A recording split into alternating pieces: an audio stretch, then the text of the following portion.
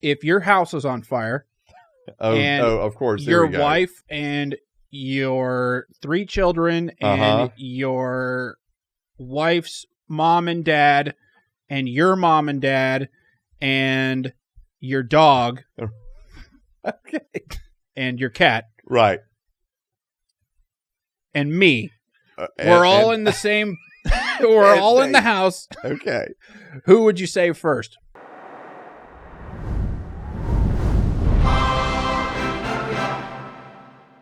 Well, welcome back to When I Heard This Podcast. My name is Nate Ramos. Here with Pastor Dr. Joseph Tillman Demon Jr. How are you doing today, sir? Man, I'm doing great.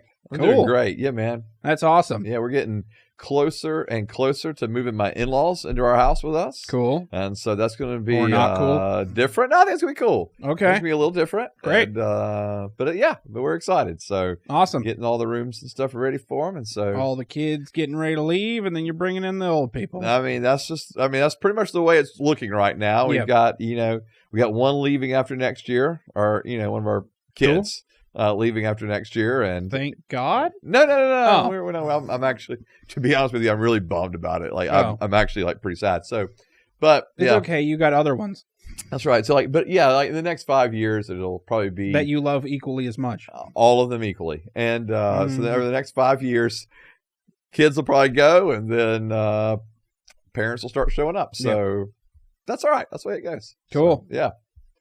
Yep. And then you'll be old, And then I'll be old. and then be in one of their houses, I mean, hey, I've actually whichever told, one's the most successful. well, I've actually told our kids, like, hey, like years down the road, they one of them want to come buy our house. We'll just move down to the basement, Oh. of our house and live where my wife's parents are going to be living. And Rinse and repeat. yeah, man, and we'll pay them rent. It'll be great. So, yeah. Sweet. I can't wait. Marriage is fun, Marriage is awesome. which is what we're talking about more again this time. Yeah, we are. Cool. Read the ad again. All right. Before we get started today with our questions, we want to shout out our sponsor, the Discipleship Group. The Discipleship Group is a systematic training for Christians who want to go deeper and grow stronger in their relationship with God. In these courses, Dr. Jay Zen brings you over 4 decades of study, pastoring, and teaching to equip the saints to make disciples. The Discipleship Group is a series of 6 books, each book consisting of 26 weeks. Therefore, it's 3 years of study.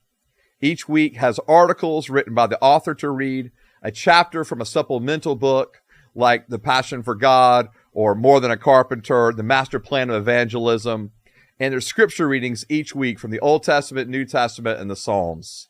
I've used the Discipleship Group resources for over a decade. I've used them in groups of 2 to 3 people. I've used them in small groups up to 12 people. And I can tell you, as a pastor, as someone who spends a lot of time making disciples and meeting with others, that the Discipleship Group resources are the best that I have found for growing in our faith and for encouraging us to go and make disciples ourselves. Go to discipleshipgroup.com, check out their resources, find out information about Dr. J, and I'm telling you, you will not regret it. Beautiful. Thank you, sir. That was awesome. Thank you, sir. Yeah. I appreciate it. Patreon. Patreon. Yeah, go there to support us. I mean, the summertime is the time to start supporting us if you've not already been supporting us. www.patreon.com. There you go. Go there. They picked the hardest letter to say 3 times in a row for websites. Right. W. Yeah. Yeah. Anyway. Yeah. So go there, support us. We'd really appreciate it. Mm-hmm. Website. Go there and support us with things like the new shirt. Come on now. Yeah. Hey, man, look at that. They run small. Give them a little bigger if you want Yeah. to. So, but yeah, no, that'd be great. I mean, we got new people producing the merch. So get some merch. Yeah, it's better, maybe. We'll see. We'll see. I'm going to wash it and then wear it every time. Okay. And then we can see how well it goes. That's what I'll do. Just going to wear the same shirt every single podcast. And if it just starts shrinking more and yeah, more and more. If it starts getting worse and worse, we'll know we made then we'll switch again. Our decision has been horribly right. Right. So, sweet. All right. Yeah. Social media. Yeah, man. Go to social media. Man, I ain't gonna lie. Like, our reels have been fire lately. Like, y'all been doing a good job with the reels. Oh, so cool. Good job on the reels. So go to Facebook, go to Instagram. That's because you get embarrassed easily. I don't know if I'm getting embarrassed easily. I just laugh at the nonsense that's coming from you half the time. What are you talking about? Or I don't know if I'm really embarrassed as much as sometimes I'm just in disbelief over, wow, he just said that. Yeah. So, yeah. That's what we do here. That is what we do. Yeah. I'm not even sure. I ask the tough questions and then make you feel weird for answering. And I'm like, do people even know that I answer anything like seriously at all? Or do they just think this is just me getting roasted the whole episode? Oh, roasted? Yeah. Do you feel roasted? I don't know if I feel roasted. Man, that's not the right word. Yeah, not roasted. That's not the right word. Do I feel that you're just constantly maybe undermining everything I'm saying through humor? Maybe that's the way to look at it. So, well, I don't know. Who else is going to do it? I mean, somebody has to, right? Right. All right, here we go. First question. Are we done with all the things? Social media? Yeah, we're good, man. We're good. Go to all our social medias. We have accounts theirs. We do. Okay. First question. Sure. Okay, so everyone likes to talk about the joining of two families. Yes. When marriage happens. Yes. What is this? Is this a thing? Do Christians have to talk to the other family? Like, okay. Is this like important?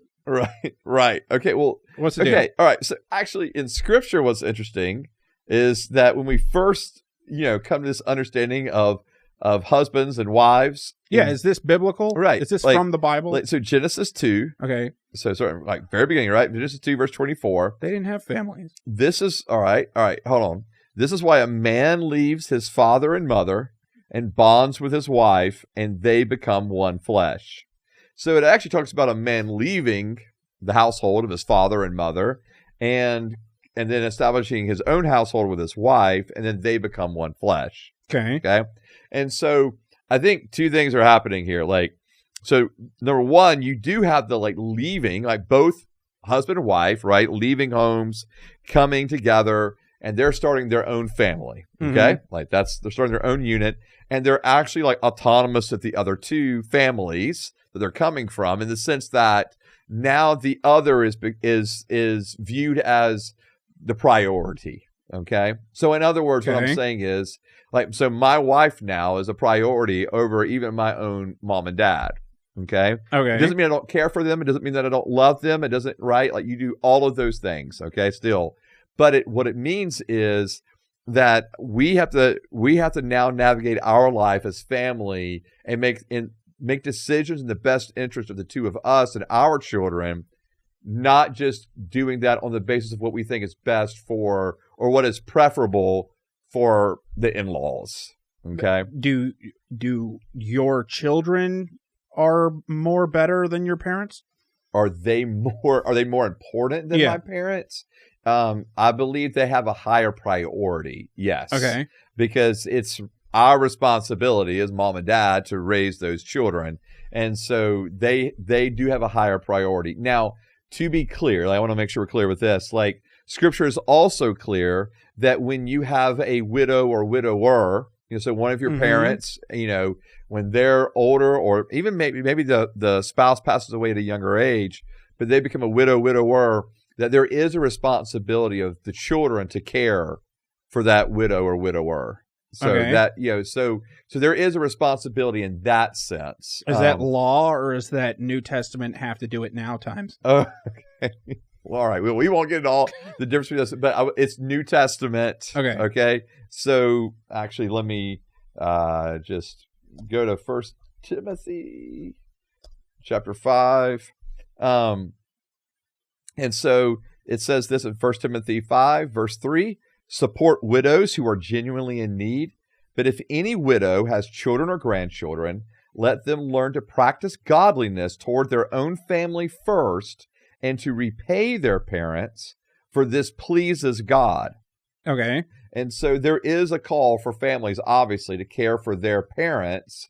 If one of them has passed and they need care, then we have a responsibility to do that. Or even in our case, I just mentioned at the top of the episode, we're bringing my wife's parents in to live with us. We're doing that as a sense of they need help caring, to be cared for. And so we're going to bring them in to live with us, and, happy to do that.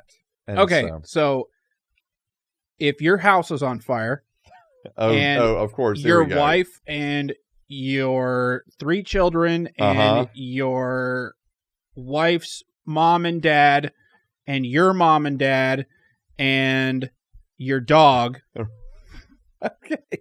and your cat, right, and me, we're all in the same we're all in the house. Okay, who would you save first? My wife. Okay, number 2. And that's crazy. I just said my wife that quick. She'd kill me, actually, for not getting one of the kids. Well, then you'd die. What do you mean? Oh, yeah, because she'd kill me? Yeah. Yeah. And then no one else would get saved. Yeah, but I think if I said my wife, and I do think that, but that's what my gut reaction obviously was that. But I do wonder, just because we were talking about marriage, I wonder if that was the forefront of my head. I do wonder if I would actually, this sounds crazy. I wonder if I would actually go to my daughter first. Okay, so over my sons. So she's number 2? I guess so. Okay, now pick a son for number 3. Oh, I ain't doing that, bro. You ain't getting me on that one. I ain't going there. Just say the closer one. Whoever's closest. Yeah. No, I think at this juncture I can grab a couple of kids simultaneously. Okay, you got all the kids out. All the kids are out. Now, are you saving your parents first or her parents first? Oh, man. I have no idea, Nate, what I would do. Or the dog. At that juncture. Okay, dog is last. Like, let's be very clear. Okay. Dog can get out by itself. Right. If it can't, I'm sorry. Yeah. Like, love you, Bucky, but, if you can't make it, you can't make it. Okay. Yeah. And thank you for letting me die. You're very welcome. Whew. Yeah. Like, bad way to die, but. Nate, if you can't take care of yourself, I'm sorry. We didn't want you here anyway. Yeah. Why were you even at our house? Okay. Yeah. All right. Yeah. So joining of 2 families, like when they talk about it in Godfather, this is what you're talking about? Well, so I think that's so. Okay, all right. So here, what I'm saying is, like, there's the 2 things happening at once. Like, there is we're an autonomous family now, like the husband and wife and their children. They have to make the decisions that's best for their family unit. But there is also the responsibility to care for the other families, and a lot of this depends. Like, you have individuals that have better relationships with their mom and dad than others do. And so you may be in a marriage situation where everybody, like where the wife is really close with her family and her parents, but the husband's not close with his. Okay. I mean, that happens, or vice versa. And so you do have those kind of situations. So I do think it's all a little bit unique depending on the actual family dynamics. Okay, well, I've always thought of this as like our 2 families are joining for the benefit of both families in some way. And it should be that way. For how? Well, how does it benefit anybody? Yeah, well, hopefully, I mean, on just a pure procreation status, like we're continuing on the families, right? So you have that in play, but then also because of we are children coming together, and now we actually are called to support our parents, as it says here, to practice godliness for their own family first and to repay their parents, for this pleases God. I do think there is a cool dynamic there where now you have children and grandchildren that can actually provide care for the parent, for the parents of the husband and wife. They have children and grandchildren to help provide care for them even as they age, and not just provide care, but even to be joy. That you've got grandkids and kids, and we're doing things together and all that kind of stuff. And so I do think there is a benefit, and I do think that we're naive if we think that even if you don't have a great relationship with the other family, you still bring those family dynamics into your marriage, right? Okay. Like, everyone brings So both spouses are going to bring family dynamics into their marriage. Things that what it was like when it was growing up, things they want to repeat, things they do not want to repeat, Everything from expectations of the roles of husbands and wives to traditions that we want to keep or not want to keep to the way we communicated or did not communicate or what we value in experiences in terms of do we put our money toward vacations or do we put our money toward savings? There's all these dynamics that you're coming together with that often are influenced by your family upbringing. And so I do think when families come together, it's the physical families coming together, but it's also the values, experiences, expectations of families that are coming with it as well. Okay. And so I think that can be really fun to work through, but it also can be pretty trying at times. If you have family values that are really different, that the husband and wife come from, that can clash and cause issues. So, okay. Yeah. So, whole lot of family dynamic stuff going on. Christians say that getting married and having children keeps you from being a good Christian. Keeps you from being able to focus on God. Okay. So, is that true? And okay. That's the only question I have. That's the only question. All right. Okay. So because it seems to me like that makes sense. That all right, say what makes sense to you? That my kid is sick, so we can't come to church. Okay. So that makes sense. Okay. How that would keep you from going to church as much. Okay. Or it's not just me that could get sick or something. It's two people now that could get sick. Sure. And so now I can't go to church because they're whatever. Okay. Or they have a thing or So that makes sense. Okay. Or when when our kids were little, man, I mean, sickness was just going through the house the whole time. Yeah. There'd be times my wife and kids wouldn't come to church for a month.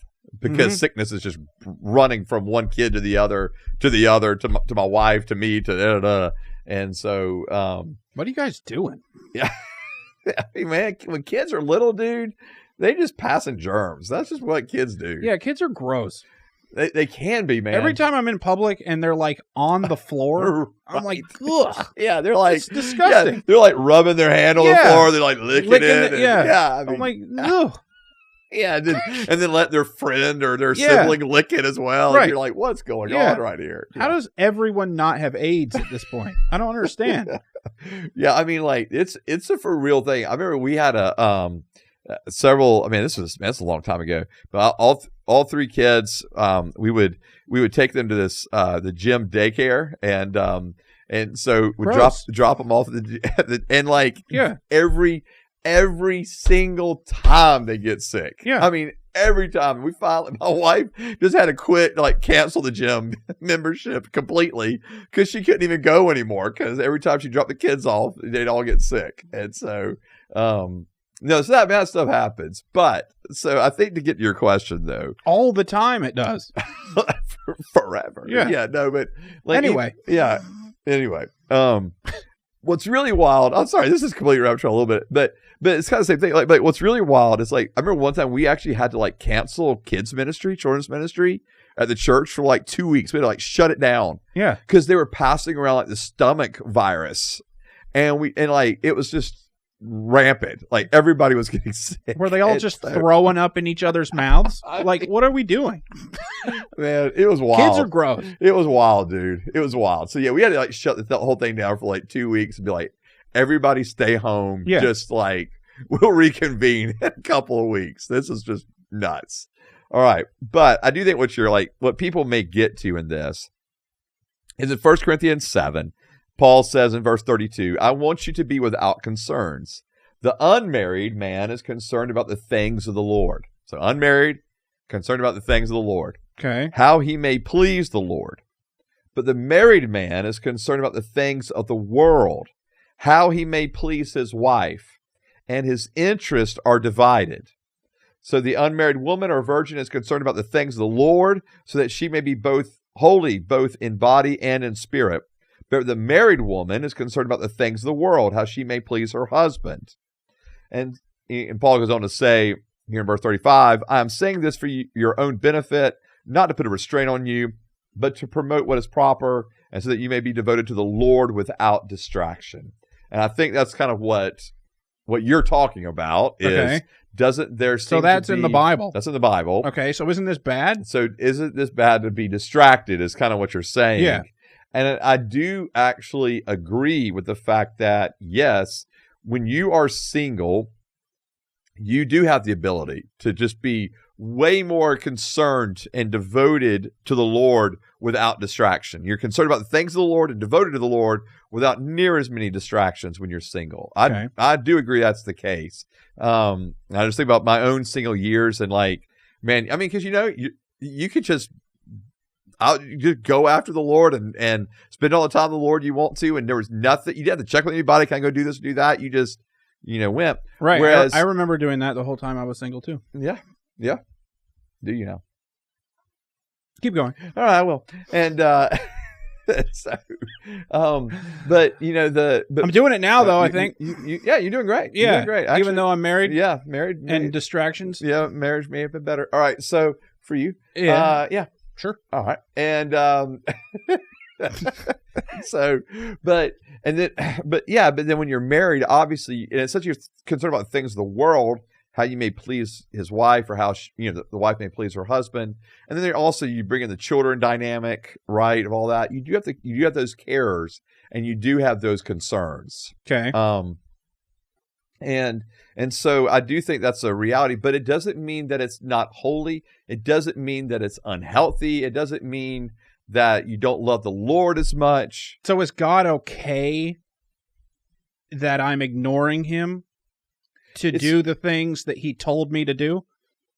Like, because he says to be fruitful and multiply or whatever. And so if I can't come to church because my kid is sick, is he okay with me not coming and and worshiping because he told me to do this other thing also? Right. And that's what I was going to say. Like, like the Lord, like, using my family as an example, like when my wife couldn't come with her kids, for like 3 weeks, it really was like at times 3 weeks. They did miss like 3 Sundays in a row, right? Because the kids are sick, she's sick, or she just had to stay home with the sick kids. And it wasn't like the Lord was up there going, oh man, I'm so disappointed, in my wife, or so disappointed in my, the kids or whatever, or even me for having a wife and kids. That's not the way the Lord is viewing it. Okay, so how is he viewing it? No, so like you're actually, I'm glad you brought up the whole be fruitful and multiply thing, because we're actually following the Lord by doing that, right? Okay. And actually the Lord tells us, like in Galatians, or in Genesis 2, and again in Ephesians 5, that when we are married, we actually we're one flesh. And we actually are setting this example up of Christ in the church, right? Okay. And so we are a reflection of that. And so marriage is a holy thing. It's a sacred thing. It's a God ordained thing. Like God is, he's pleased with it. This is it's his idea, if you were, right? Okay. So he's not like upset that you got married. No, this was the whole thing to begin with Adam right, but and he's Eve. not upset that I got married, but is he upset that my marriage is distracting me from him? Yeah. No. Okay. No, because he understands you're going to have to provide for your family. Like, right? Okay. You're going to have to, like, if you're whatever, so if you're, whether it's working and providing for the family, or whether, now you're taking care of all the kids and everything, and you're just having to deal with them. Like the Lord's like, he's pleased with all of that. And so, and I think there's a difference between that. I think what it says here is our interests are divided. And I think that's the way to look at it. Okay. Like, it's not that like... So I'm still interested in God. 100%. I just have to be interested in this other stuff. Right. And it's not like you're being disobedient. It's just that your interests are divided. Like, I can only... Like, I'm going to exert X amount of time into, caring for my kids and my wife and my family. And then I'm going to also exert time to obey the Lord. And that's not just going to church, right? That's just in everyday life. And one of the ways in which I'm actually devoted to the Lord is the way in which I'm devoted to my wife and my children. And so I think there is some overlap in that. And the Lord's not setting us up to fail. Like, we're not being disobedient because we're having to care for our wife or our children. Like, that's not it at all. Okay. And so I think that we can absolutely be devoted to the Lord and be devoted to our family. Okay.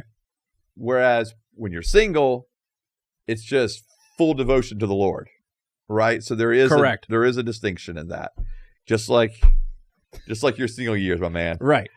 All of them. 10 of them. Right. 15, 30, 30 of them. Yeah. Okay. There's the possibility to be devoted to the Lord. Okay. Yeah. No, that's more clear. Okay. Anywho, next question. Yes, sir. Okay, so in the United States and in other Western countries, we have an anti-marriage culture coming from both men and women because they hate it and it sucks. So why is this happening? And this is probably the last question of the episode.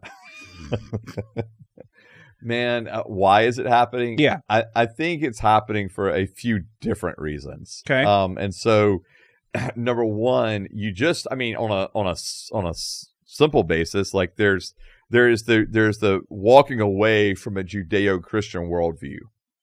Okay. And so as we're living in this modern or postmodern world, where individuals do not value a Christian Judeo worldview, therefore they're not going to value the need, or I will say, the need for marriage, right? Okay. Because if you view like, okay, so right now in most Western cultures, it's, we're going to date. If that goes well, we're going to live together. If that goes well, we're going to get married. Okay? Right. That's kind of the progression, right? And in the midst of all of this, we're having sex. Okay? The whole time. And so even before any of that. Yeah, I mean, even before you could be having sex before dating somebody, right? And so because of that, because now, where it used to be like using the United States for an example, like you didn't live with someone that you weren't married to, right. At one point in time. And then it kind of went through that season where people started doing that and it was kind of looked down upon. And then now that just has softened. And now that's almost like, of course they're living together before they get married. Like that's just an expected norm. And so what I'm saying is so that is like anti Judeo-Christian worldview, right? That's very much a secular, modern, postmodern worldview that is just like, sure, why would you not? Mm-hmm. Have sex with a person, date them, you like them, live together. And a lot of that is even driven by the financial parts, right? Like we don't have to pay 2 rents, right? We can both work, live together, share the cost of rent. Right. And now we have more money to My lease is up in March, your lease is up in April. We're getting married in August. Yeah. So what do we do? Right. Yeah. I mean, kind of. Yeah. No, you're right. And so there are those things, or even if marriage is not happening in August, right? Just forget marriage is even on the table. Right. Let's just move in together, And so I think that there's a lot of that in the sense of just the breaking away from a Judeo-Christian worldview that highly values marriage. Okay. And especially highly valuing marriage to be the context of having children. And now we see individuals having children outside of that context, but it's also one of the reasons that birth rate among non-Christians is dropping as well, right? Well, it's down for Christians also, right? It is down, but not near as much. Right. And so because the reality is... And then Catholics are having like 50 kids right. And so are the Mormons, or more than that. And the homeschoolers. Yeah. The homeschool families that drive up with their buses. And, right. Yeah. We're a homeschool family, so I can say Amish. That. And the Amish. There's nothing else to do. Right, besides each other. Except butter and God, that was bad. I'm going to cut that out. Butter and sex. Yeah. Out there in the wilderness. That's right. And so so you've got these, and so there's the decline of just the value of marriage itself. And then there's the decline of even the value of children.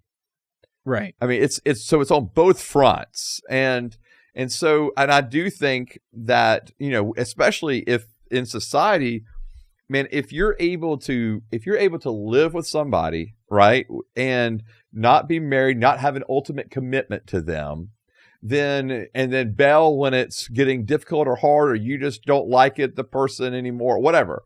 And I mean, I think it just sets up that's again, that secular society, that more I want what I want type society, that just is able to say, yeah, I don't have to commit to anything long term to be with this person and to live with them. And then if it goes bad at some point, okay, I'm out. Right. Mm-hmm. So you do away with commitment and the necessity of commitment. And so I think there's a lot of, again, reasons that drive it, value wise, financially. And sex is a big part of it too, right? Where sex was once really valued in the context of marriage, and now it's not. And the sense of, because I can have sex outside of marriage. Again, I'm not for this, but I'm just saying that is the societal viewpoint, right? I think what the stat is that 5 to 7% of individuals are actual virgins before they get married, and so I mean that's almost nothing in a society, and so that's just kind of where we're at. But I think I'm saying all this, but then I think there's also something else that's going on as well.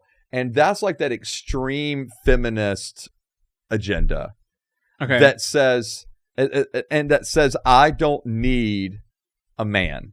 I don't need a husband. Right. I don't need someone else. Right. I can work. I can make money. I can provide for myself. I don't need someone. And I think, and I say that extreme feminist agenda because there are individuals that are feminists that wouldn't hold to that kind of, go all the way there, but that has become the norm, I think, of the feminist agenda in today's world of going, well, I don't even need this person, right? And then you take that one step further with critical theory and what it's introduced. And it is saying, not only do I not need them, but actually by not marrying, I'm bucking against an oppressive system. Okay. And critical theory, which is everywhere in our universities and trickling down into our schools, our public schools for our children, is saying, hey, marriage actually is an oppressive system. It actually keeps women oppressed. And so let's buck against this oppressive system. And so you have that in play as well. So where you already had the modern, and postmodern secular view distancing itself from Judeo-Christian worldview, and then you bring in just the practical aspects of finances and sex. But now you've got this critical theory undergirding all of it, which is this extreme feminist viewpoint of not only do I not need the man, but I'm actually rejecting them wholeheartedly because of an oppressive viewpoint. Then, okay, so then marriage is not needed at all from the female perspective. And then from the man's perspective, because of the present day hookup culture, and I don't have to, I don't have to be in a committed relationship, right, to have sex. And so it's just I can cycle through. Then I'm not going to value staying with somebody. I'm not going to value staying with someone if I can, or even have to work, not even value it, but even just stay the commitment of it, right? If I'm just able to go and have sex just whenever I want, right? And so I don't want to be confined in that committed relationship, because now all of a sudden this is seen as the higher good, right? Okay. So all of this is saying values have been flipped on their head compared to where we used to be in the Western world. And this is true both in America and in Europe. Well, I think you have the men that are responding to that with the system is against, like the legal system is against men. Sure. When it comes to getting married and divorce, and sure, marriage is just a scam for women to take everything that you have. Right. And so you shouldn't get married because of that. Right? I mean, that's part of it too. Because they can get divorced for any reason whenever they want and take half your stuff. Yeah, I mean that's absolutely or all your stuff and your children. Yeah, and you do see a rise of prenups, right? They're becoming more and more common, especially as you have two individuals coming together that both have careers, Right. And so it is different in that sense. And you're right. If that's there are men that don't want to take that risk of losing out financially. Right. And that's, again, why they'll even have, and they may be 100% certain this is the woman they want to spend the rest of their life with, but I still need you to sign a prenup, to protect their own financial interests. I mean, it's like you have to. And of course, for me, I would say you don't have to at all, right? And so, I mean, I just don't think you have to, but I understand why the perspective is there. Okay. And so I would hope that individuals, to be honest with you, wouldn't do that unless there's just some kind of a crazy circumstance. But I'm hoping for godly men to find godly women, and they can start off on the right foot with trusting one another and not have to have the whole prenup there, which can cause mistrust from the get-go. Okay. Well, how? Because it's causing mistrust. Because if the man says, I want you to sign a prenup, then it's already causing the woman to go, well, are you just expecting a divorce to happen here? Like, okay, is that what you're believing is going to happen? Are you not as committed as I thought you were? But then on the other side, if you have the man offers it, and the woman is like, heck no, I'm not signing a prenup, and then I think it can cause the man to go, well, see, this is what I was concerned of. Maybe you are really in it for the money, right? And so you have to do it. It causes, yeah. Well, again, I think there's ways to go to get around some of this, okay? Legally. Right. And so when what do you mean? This is the legal way around it. No, not just, I mean, obviously there's the prenup, right? Right. But we can put things in trust and those kind of things as well that are left very much separated. Oh. Yeah. And so, and then if you've got two individuals working, you've got both incomes. It's not always, now the prenup is not always coming just from the man's side. No, I know. It can come from the woman's side as well. And women hate it when their men divorce them when they make all the money just as much as the men do. Right. Yeah, it goes both ways now, right? Yeah. Because you could have maybe the man has a job that's making $40,000 a year, yeah, but she's in the corporate world and she's making, $300,000 a year. Maybe now she's the one who's more skeptical of it, And so I get that all those financial things are at play, but again, I don't believe that prenups have to be part of the equation. Okay. Yeah. Well, all I'm saying is that's the other side of the feminist stuff that you were talking about. Oh, sure. But you think it all comes from God going away? I think it comes from a changing that's like of values. The first thing or the base 100% problem? It is. 100% it is. Okay. Yeah, because that's to me what I mean, like, to me, that everything's undergirded by some type of value, right? Like, it's not just a practical, we have this, system or this structure in society now. Like, well, no, how did we get here?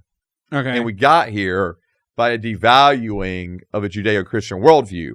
And I understand that not everybody was Christian, right? Like, in our country, right? But the worldview was there, right? Like, you're gonna get married and have children, and that was norm and expected. Well, nowadays, that's not norm and expected at all. Okay, so what if I said Christians make marriage look terrible? Oh, now that I wouldn't disagree with. Okay. Here's what I'm saying. So one of my biggest issues before, I've been dating. So the individual who's my wife now, we had been dating for 8 months, mm-hmm. and I was like, I think I want to propose to her. Okay. I want to get engaged. So I remember, and then everyone told you not to. No. So here's what happened. Actually, looked at rings, and was kind of narrowing it down and stuff, and then came back to Noonan, where I'm in now, and I had a freak out for about a month. Okay. Oh, you've told me this before. Yeah, for some reason. Yeah, I had a freak out for a month where, my wife was, we were just dating at that point, and I was like, and I just told her, I was like, I don't know if I even believe in marriage, like or even want to be married. Like if I get married, I'd like it to be to you, but right now I'm struggling with the whole concept of marriage. And what happened was actually the very thing you're talking about. All of a sudden, I was like this kind of precipice of going, oh, I think I want to get married to this person. And then I started looking around going, wait a minute, but most of the marriages, Christian marriages that I know suck. Mm-hmm. Why in the world would I want to marry someone and be in a terrible relationship? Like that was really where it was coming from.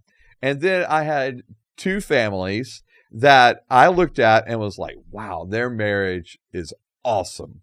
And to be honest with you, it was my pastor and his wife, and then my present wife's uncle and aunt.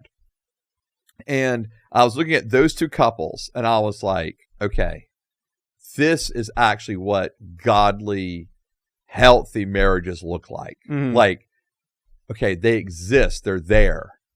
And I remember talking to my pastor about it, and like, it kind of like, how did y'all get to this place? Like where y'all are married and have kids, and it's just obviously clear that y'all love each other and you love being around each other and you're best friends and you're raising this awesome kids. And, like what were the steps kind of you took to get there? Like, and he was honest, like, hey, we have to fight for this. Like, it's hard. Like, it's hard work, those kind of things.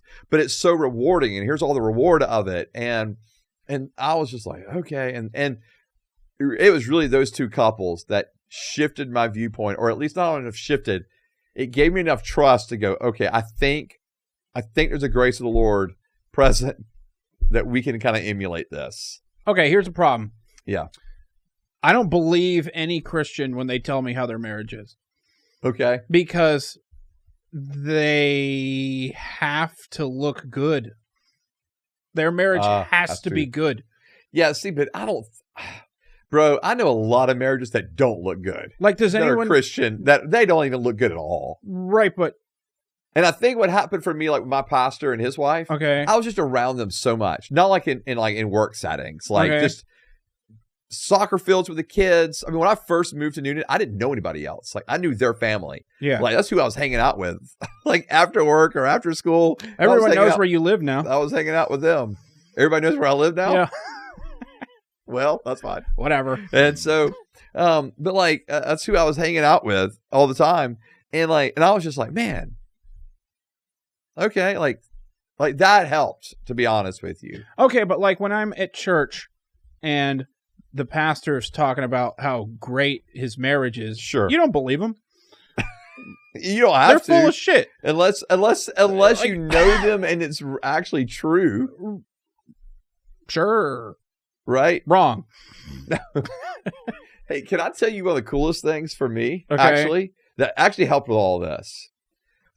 I remember talking to the oldest daughter of my pastor and his wife. Okay. And she was telling me how not only awesome of a dad and mom she had, but just like even their own marriage and stuff.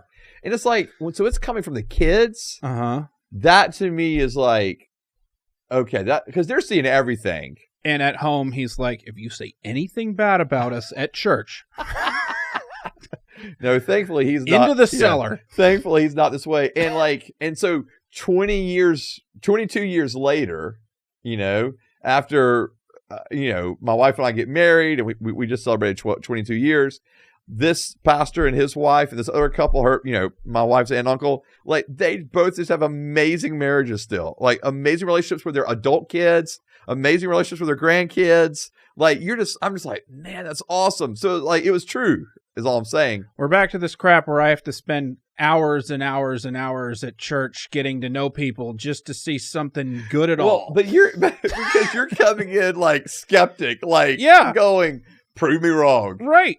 Prove me wrong. Because I spent hours and hours and hours where they proved themselves wrong at church. Yeah, and I know that can happen. But I mean, and it's like I tell people all the time, like but I don't expect anyone to believe me unless they're around us a lot. Like, I don't know anything about your marriage. Yeah. You don't talk about it ever.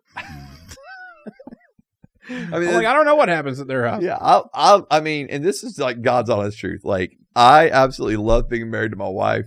We really have an amazing marriage. I moved you into your house. It was just boxes and boxes of Bibles and candelabras and That's just not true at all. All right, pictures of Jesus. Nate's just making stuff up at this juncture. But no, we have shrines to the saints. And all the come rest. on, man. There's shrines to the saints. Oh Lord. No, yeah, and I get it. Like, I can say, hey, we have a great marriage, and I can say those things, like, and we do. We have a great marriage. We have because we're best friends, and we just genuinely love being with each other. And so I don't know. And I know that there are others that have relationships like ours as well. Like, we're not the only couple that's like that. But I do understand when you look around the landscape as a whole, it is often what you see, right? Okay. I mean, I remember the church I grew up in. I mean, all the high-profile people suck, right? Well, I don't know if they all suck, Yeah. man. But I'll say this: not the church I grew up in, but the church that I started attending after I got saved and all that kind of things. Like, I remember, like it was like it felt like every other couple was getting divorced. Mm-hmm. Like, it was just like rampant. And I was just like, man, this sucks. Like, if this is in the church, then what makes it any different, right? That Right. didn't help me. That fed into my own, being a skeptic of marriage and like, are there actually healthy, godly marriages? Yeah. And I'm so grateful that I can say I am in one, and so grateful that I know couples, and those two are not the only two couples now, Mm-hmm. that we have gotten to know that really have unbelievable marriages and love Jesus and have raised unbelievable kids and set an amazing example for my own wife and I to follow. And so we're very blessed with that. But I do understand the concern and the skepticism. So Okay, the feminism stuff then. okay. All right, so do you blame any of these feminists for the way they think? Are they wrong? They're, oh man, wow, oh boy, yeah, they're wrong. Okay. and There's a lot of them. there's a lot of them, and they're wrong, and I Wrong think, about what? okay, so and to be clear, like, when we say feminism, we need to make sure we're clearly just discussing and defining what we mean by that. Okay. And so I'm not referring to like what I'll call classical feminism, which was just simply that we wanted women to have equal rights, right? Like, okay, cool. Are you sure? Yeah. Like, cool. All right. Everybody gets equal rights, right? Like, I'm good. Even abortion. Dude, that's not even... It's a right. They think it's a right. Okay, but I'm talking about classical feminism. Okay. That wasn't even on the radar at that juncture. I mean, the 70s, though. That was the 70s. Yeah, but Is that classical enough? Or no, are you thinking No, I'm going... we want to vote? Yes. Okay. Yes. So I'm So right. I'm going way further back than that. Okay, so Yeah. the early So- 1900s. Right. And Okay. so, like, where we have a feminist movement of saying, hey, we want the equal right to vote. So you think Equal women should status. vote? Yeah, I'm good with that. All right. Yep, absolutely. I know there are some that are like, don't want them, don't go to the polls, but no, Okay. I'm fine with that. And so, but no, I think that the movement that is the way feminism has grown since then, it's so at one point it was like, we just want equal status with men, right? Okay. Now it's gone to the point where like where feminism is now within critical theory world is that no, men are actually evil and bad. Except the ones that turn into women. Except for right. But then they even have arguments over that too, right? Is that really, I mean, the whole thing of like, what's a woman, right? Like, right. And because now that has caused its own ripple effects. Okay. Right. So you think the feminists, what are the feminist reasons that they don't want to get married? Yeah. So largely you've got feminists, you've got some of going, I don't need a man, right? Okay. What do you think of that? Because I can provide for myself and those kind of things. Isn't that kind of true? It is true. Because men used to have to fight dragons and stuff. It's true that I don't need to be married to an individual to have to be able to provide for myself, right? Okay. Like, because they can have jobs safe. And career, right? And so, like, okay, cool. Like, I'm not arguing that. Okay. What I am arguing against is, though, like, and we talked about this last week even a little bit of, if I want to have, but now if I want to have children and raise children, and I'm doing that without a husband, okay, that's unhealthy for the child. Okay, but aren't feminists anti-marriage just as much as they're anti-having children? It depends. It depends, right? They want you to have the right to have children, but you're right. This is what I'm talking about. Like, the extreme feminism we're seeing now, is what you're talking about. It is anti-marriage. It's anti-children. Okay, and because it's like, and it's because children are inconveniences. Children, take up too much of my time. They're gross. Children, right? Yeah, children will change my body, and I don't want my body to be changed. Yeah. Children, consume resources that I don't want to give them. Children can halt my career, and I don't want my career to be halted in any form or fashion. Right. And so, that's what I'm saying. This is like that extreme version that's attacking not just the marriage unit, but just even the idea of even having children itself. Okay. Right. And I will say, my wife and I were actually even talking about this yesterday. Because that perspective just drives her crazy, just drives her just absolutely insane, and just how selfish it is, to be quite honest. And I understand, selfish, all those reasons. Just how selfish it is to say a child is an inconvenience. Okay, so why do you think it has gotten to that point? Is it all anti-Christian, or is it real reasons too? I think it's like, were men ever bad? I mean, weren't they? Sure. Right? I mean, sure. Okay. You got men that were bad. Absolutely. Right? Okay. And so I'm not denying that. Like, as they always talk about, like, the 1950s men. Right. Were they the worst? No. Okay. No. I mean, and I mean, they liked asbestos and cigarettes, but and lead paint. And lead paint. They didn't know any better, man. They didn't know any better. Yeah, and no, and I think that I was thinking about cigarettes the other day. What were you thinking about cigarettes? When everyone used to die at 45, no one lived long enough to get cigarette cancer. True. So it didn't matter. True. So who cares? Yeah. So then once we started living longer and found out that it turned into cancer later, it was like, oh, crap. But but nobody knew back then. They just died. Yeah, if they were dying at 45 with cancer, they were just like, yeah, they died. Right. Because everyone dies at 45. Right? I mean, that was the case for some, yes. Yeah. Anyway, that was my thought. Okay. Keep going. All right. Complete side. Borrow that one. All right. But I think that there's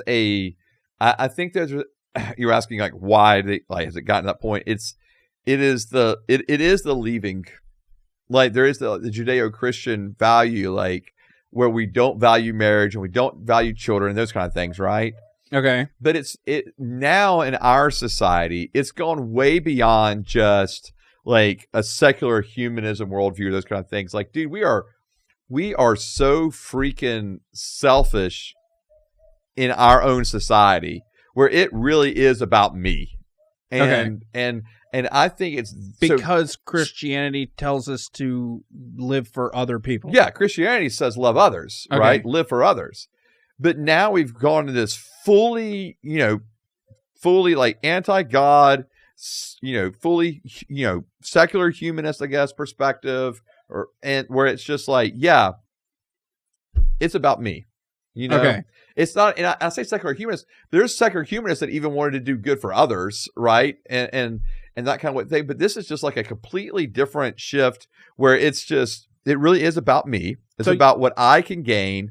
And therefore, anything that's deemed as an inconvenience to me I don't want to have a part of it. So you think every time they talk about men are bad and all the external reasons that they don't want to get married and have children. You think that all is actually selfish reasons?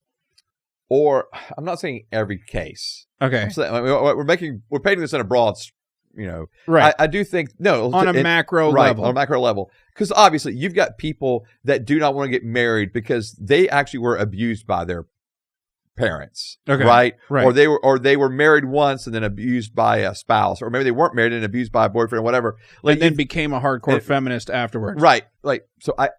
If we could take those individuals and kind of say we understand why you've gotten to where you've gotten to, right? Okay. That's one part. But I think as largely as a whole in our society, it's not these experiences that have driven them there. It is an ideology that's actually being pushed. Okay. That says that men are bad, men are oppressive, that we do not want to, so we've got to fight against men. So it's, again, where that classical feminism was just, we want to bring it up to an equal tier. This is, no, we want to be over and above. Okay. Because men, quote unquote, have had the power for too long. We need to kind of overthrow that. Okay. And you think all of that is actually selfish and not men bad? I think there for the ideology part. Right. Because I do think it is at the end of the day, I think it's there's the ideology part, but then I think the selfishness feeds into that, right? Because we can look at it through the ideological lens of going, men bad, they're oppressive, But at the end of the day, it really is about what I want. And so, I don't want to have to be committed. I don't want to have to be inconvenienced. I don't want to have to, again, we talked about all the things before, put career on hold, all that, I think there's a lot of I or me involved in that equation. And I don't think I just don't think there's any way around it. Because we aren't a society that really, and sounds crazy because I feel like often it's in the feminist kind of world that it's talked about like, they're the ones leading social justice charges and da-da-da-da-da-da. Mm-hmm. But I don't think it's actually like, and we've talked about this before, but I don't think it's social justice in the way that we've understood social justice before. It's not about, equality of gender or race or, even income levels or those kind of things. Like it's a social justice thing that is it's just wanting actually to, again, flip the tables on who were the oppressed and the oppressor. And so where they realize it or not, I think they're becoming the very things they say they hate. Okay. They say they hate the individuals who've been in power, who've oppressed. I want to be set free from that, but now I think they're kind of doing the exact, like they're doing the very thing they hate. Like, okay, now they're the ones that want to assume the power, want to assume all this kind of stuff, and actually, the social justice world is actually very narrow. It's not as broad as they paint it out to be. Like, we want the good for everybody. No, they want the good for those that agree with them. Okay, so it's selfish. It's selfish. All right. Right, because Christians have not done great with this either, right? Historically. Christians have not been the most loving, charitable individuals in larger Christendom. We've not. And so I'm not saying we've painted the perfect picture, but that is the ideal that we're being pushed to by Christ and in his word, is that we are loving and charitable to others.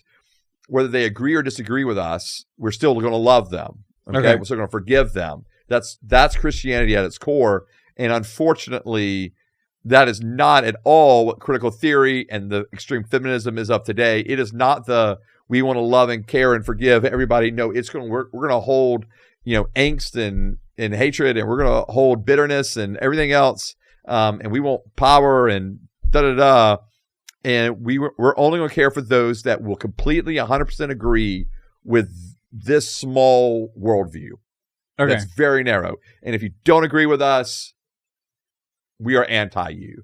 And if you're not an ally with us, we are against you. And I think that is a sad state of the reality of our country as a whole, whether that's in feminism or whether that's in all the other ideologies that are within critical theory, where we just simply accept those that fit within our way of thinking, and if you don't, we are against you because you're against us, is the way it's viewed. Okay. That's a messed up way to live, man. Okay, so are the men on the other side who don't want to get married because they think the state is going to give everything to the woman if they get divorced, do you think they're selfish for not wanting to get married? Yeah, same thing. Okay. Yeah, because, I mean... So you think they say all that stuff, but actually they're selfish? But of course, because we're saying we value finances over relationships, right? Okay. And so I think there's a practical part in things, but then I think it also can become selfish, right?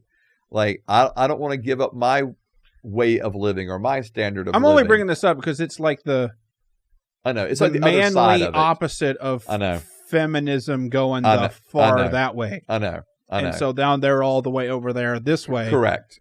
Yeah, and I think both of them are pretty selfish. And yeah. Okay. Yeah. Because again, the same thing, right? Like we're trying to protect self at all costs. Okay. And I just think that's a sucky way to live in our world, if I'm being honest. We were made for relationships. We were made to be connected with others. It saddens me when that's not the case. So what would you tell a feminist and a mano guy on the other side? What do they call them? Like alphas? No, the manosphere people. Okay. Or the red pill people. There we go. There we go. Yeah, okay. Yeah. So what would you? Okay. So if you were going to tell the red pill dude and the feminist to get married, what would you tell them? To each other? Yeah. They're going to get married to each other? Yeah, sure. Oh, wow. Dear God. Yeah, that'll never happen probably. Yeah. But no, it's like if they were wanting to get married. Yeah. Is that what you're saying? Yeah. Then I think that for the red pill dude that's... Let's see. Andrew Tate and Hillary Clinton are getting married. What would you tell? Or is she the feminist? Who's the biggest feminist right now? Nah, I'm not Hillary Clinton. Kamala Harris. Sure, we'll go with Kamala. She's not married. Yeah, she is. No, oh yeah, she is. She is. To that weird guy. to a white guy. To a white guy. Yeah. So like, right. Anyway, like I wouldn't put her up there either. To be honest with you, I don't think she represents that fold very well. And so I think you've got individuals like even like an individual like AOC probably is more of that. There you go. Than Kamala. There you go. Know? And so, yeah. So I just think that, any girl with a podcast. Right. Andrew Tate and any girl with a podcast are trying to get married. Right. What do we say to them? Yeah. What do you tell them? Yeah. So, for, well, and I'll just say this, like for Andrew Tate and all those guys, right? Okay. Like, I mean, it really is about, like their whole understand. This is kind of part of it, is their understanding of what manhood is. Okay. Is so skewed. It's so opposite of scripture, right? Okay. So the idea of manhood is like I'm ripped, I'm wealthy, I've got all this stuff. I'm just talking about the anti-marriage part. Yeah, anti-marriage because it's about me. Okay. Like it's a full-blown selfish me, right? Like I just want to be able to do what I want to do, have whatever, conquest I want to have. It is so fully about me in that sense. Okay. And the same thing with like the hyper feminist, right? Like it's about me. It is not about some kind of, greater good. And so I think both of them are coming from that very selfish point. Okay. And so to be honest with you, both of them just need the gospel. I'm just being fully honest. Okay. The gospel that says that we actually are in need. Back to the beginning. That we're actually in need of a savior, that we actually are broken in our relationships, and that we actually need someone to actually make us whole again, and that no amount of power or status or money or temporal gatherings and collections or body count or anything else. None of that is going to feel or change the fact that we are broken and trying to become whole. I think Pastor Joseph's been online. Yeah. So I think that there's coming up with body count off the dome. I think that there's a reality that we are all trying to fix our own brokenness. Okay. I think we're actually aware of brokenness. I think we look around the world and we see brokenness and we're trying to fix it. And what I'm saying is the gospel actually is the answer to that brokenness, because the world's answer has been what it's always been: accumulate, gather power, manipulate, dominate, whatever I've got to do, right? Like, that's the world's way. And then the Christian way to find wholeness is not doing those things. It's actually dying to self for the sake of Christ and the sake of others. And that in so doing, that's where I find peace and joy and hope and love and everything else. And so I think that there's a completely different perspective of how I get to quote unquote wholeness. And so I think for the, Andrew Tates of the world, I think for the extreme feminists of the world, they're both hoping to get to a point of wholeness, but the things that they can do and be in control of. Okay. And actually it's giving up the control that actually leads us closer to a point of wholeness. Because all holding on and trying to be in control is going to do is lead to fears, to be honest with you. A fear of losing control, a fear of failure, a fear of losing finances, whatever it may be. It's just, it's fear driven, at the end of the day. And so I do think that unfortunately, both groups are going about trying to get to wholeness in the wrong way. And whether they even realize that's what they're trying to do or not. But I think that's what's happening. So my counsel to them, honestly, would be there's a better way, and there's something better than living for self. There's a way to live for others, to give to others, to care for others, to be generous to others. That is so beyond anything that I could do with any kind of self gain.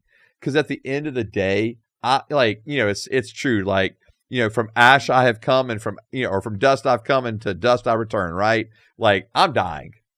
And so what has my life actually done on this earth? Was it accumulate stuff? Was it just quote unquote fighting the power? What impact did I actually have? And I think that's found a carbon footprint. And I think that's most found in how we impacted the lives of other people. And that's our quote unquote legacy. That's what we ultimately leave behind, is how did we impact the lives of other people? And to me, I would hope that's what we're doing. And if we want to do that, that means we've got to be selfless, not full of just wanting to gain things for self. Cool. We solved it. I don't know if we did or not, but there's my soapbox. It's all going to turn around. Yep, all because of this clip. Fantastic. You're going to see them birth rate charts just skyrocket through the roof. Amen. Go have all you married couples. Yep. Just start having sex and kids. And then the social security numbers will have it. There we go. Instead of not having it. Because we need it, to be honest with you. Have it. No, like, we're not going to have it. No. Yeah, I remember when I was in my 20s, my dad told me, he said, son, I need you to do something. Plan on retirement as if Social Security will not be there. Oh, yeah. And I was like, okay, Dad. So, yeah. So, and it's kind of crazy because I feel like it's like, I only got 20 more years to get there. Best long enough time for me to realize, it ain't gonna be there. Yeah, no, so, it's not gonna be there. It's not gonna be there in 5 years. Yeah, it's a train wreck. Yep. So, good luck, everyone.